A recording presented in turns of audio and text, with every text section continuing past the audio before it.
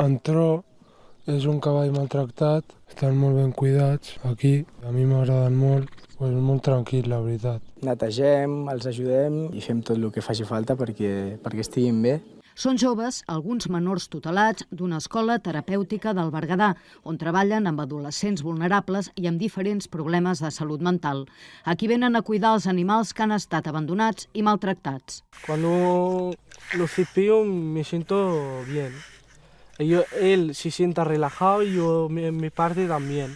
M'hi acosto a poc i si veig que no es deix, doncs vaig intentant buscar el mig per acostar-me i veure si es deix. Al principi els hi sorprèn una mica perquè no estan acostumats a veure aquest tipus d'animals amb tanta llibertat, amb un espai obert i poder-se relacionar des d'un igual a igual. Vam crear aquesta unió entre un treball de fer amb animals vulnerables amb joves nostres vulnerables. Tenim patologies com el TEA, tenim autoestimes molt baixes, dintre tota la vulnerabilitat, història de vida que han pogut passar. Peinarles, darles de comer, pues sienta bien, como que luego me siento bien conmigo misma.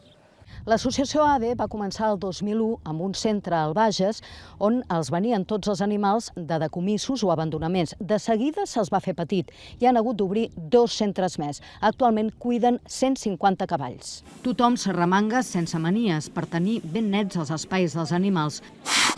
No només els cavalls, perquè sovint, amb cada decomís, també els arriben altres animals abandonats, gossos, porcs o cabres. Però és amb els cavalls, sovint porucs i desconfiats, amb qui creen més connexió. Que aprenguin coses, sentiments i emocions a través dels animals. Em fa sentir molt bé. Emocionalment et deix molt bé, la veritat. O sigui, potser vens un dia que estàs malament per alguna cosa que t'ha passat o alguna cosa, doncs et deix com molt net, no?, per així dir-ho. Núria Bacardit, TV3, Rubió.